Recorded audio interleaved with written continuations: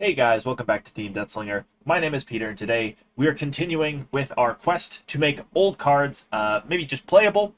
These are just deck lists for older boss monsters. People said that they enjoyed it, so we're going to keep going with BT3 Leopardmon. Leopardmon, before he was green, if you don't remember him, what he does is he makes all of your level 4 or lower Digimon have jamming. And then when Digivolving, he plays you out a level 4 body, and so we're going to roll with that. So, for our eggs, 4 copies of EX6 Yokomon. When attacking, you place 1 level 3 blue Digimon card from your hand as this Digimon's bottom Digivolution card. The nice thing about this is we're going to have lots of ways to play out our level 3s. And this is going to let us put those level 3s right back in and be able to keep playing them out. So this is great to keep our stack, I guess, usable.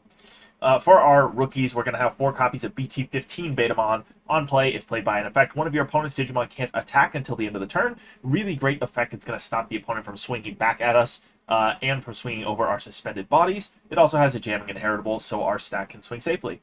We're going to go 4 copies of the BT17 Labramon on play by placing 1 Seasarmon or 1 level 3 blue Digimon card from your hand as this Digimon's bottom Digivolution card. Draw 1 card, and the inheritable says when attacking, if this Digimon has jamming, gain 1 memory. The really cool thing about this is if we play it out and we tuck another Labramon or a Labramon underneath, we have 2 instances of this inheritable. If Leopardmon is on board, whatever this Evo's into is going to have jamming. So let's say you play this out, you tuck a Labramon underneath, and then on your next turn you Evo into your Seasarmon or your anything else. You're going to be able to swing and get 2 memory off of that attack because you have jamming, which is just great to make sure that you can't get choked out. We also have 2 copies of the EX2 Labramon just because it's redundancy on that inheritable, which is really great to have. We're going to go 3 copies of the BT16 Ukkomon.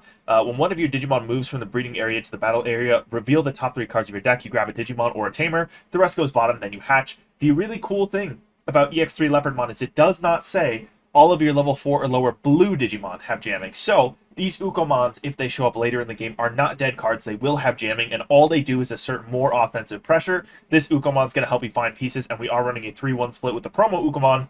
Because we don't have to worry about this doing its thing once and then dying, we actually have ways to keep this on the board for longer because it can have jamming, and then one of our promo Seadramons can actually make it so this can't be deleted in battle and swung back over, so hopefully it'll be able to stay on board and actually net us some extra value.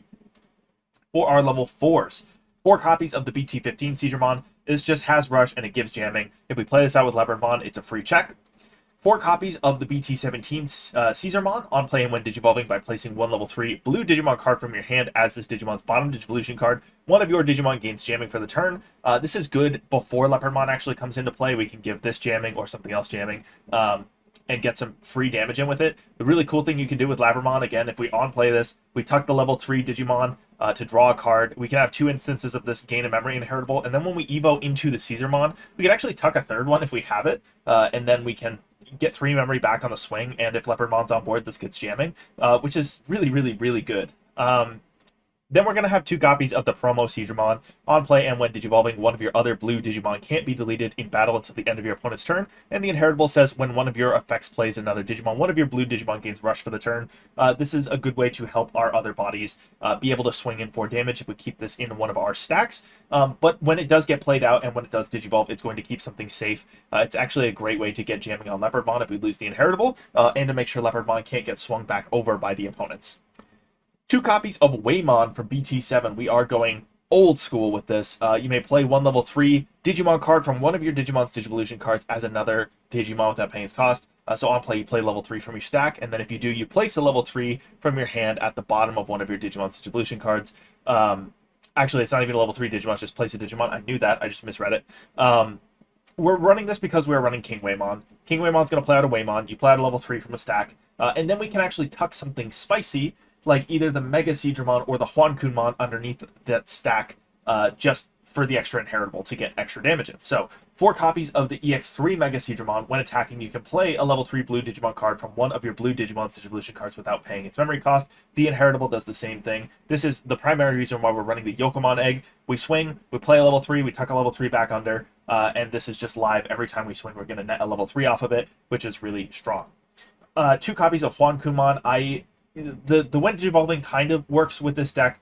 We don't really want to suck them back into unsuspend, but if we do, it's free damage. It's kind of situational, I guess. We're not just trying to brainlessly play this card. There's times when you want to suck your level 3 in, and sometimes when you don't. That's why it's at 2 along with Waymon, but it's a great card in this deck, so we do have it.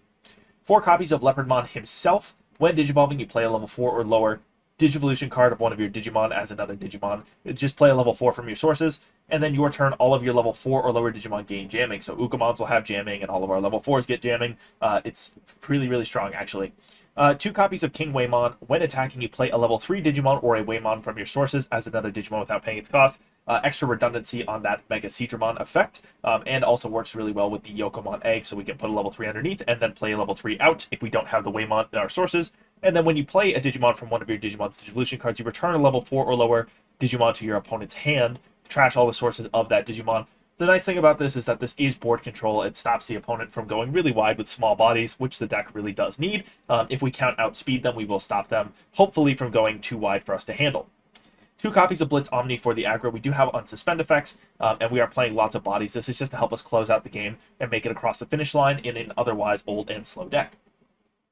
4 copies of Mental Training. It's the search package along with the Ukkomon, and it does help us evo for cheap into these older boss monsters that do cost 4. It feels really important. 4 copies of Minami. On play, you may play 1 Labramon or Seasarmon from your hand, or one of your Digimon's Digivolution cards without paying the cost, so this nets us a body. More importantly, on your turn, when you play something from a Digivolution card, if you suspend this Tamer, one of your blue Digimon gains Rush for the turn. The more of these you see, the better. This is going to help us put Rush on our level 3 bodies, on the level 4 we play out with Leopardmon, or even on our Waymons that we play out with KingWhamon. The more of these, the better. It's just going to help your engine chug. 2 copies of Shoto because it is EX7. We're playing lots of free bodies. There's no reason not to put blocker on them. If you're sick and tired of seeing this Tamer, there's other things. You could go up to 3 on the KingWhamon and go, pad out your level 5s or your 4s, anything like that, or run 2 control options in the slot of your choice. I just think it gains us memory, which is good. We don't have a memory setter. You could replace this with a memory setter, I suppose, if you want, but it's going to gain us memory, and it's going to give something blocker. When we're going wide, it's good to have. So that is what we are doing with Leopardmon in EX7. I hope you guys enjoy this deck profile. Let me know if you want more of these classic boss monsters. I'm trying to do as many as I can while you guys are interested in them. Obviously, if you guys don't want to see it, we can go right back to doing, I guess, the more meta deck profiles. But this is kind of fun. So let me know what you guys think in the comments down below. Thank you for watching. Have a great day. Thank you to our YouTube members for supporting this channel. It's people like Langlog that make videos like this possible.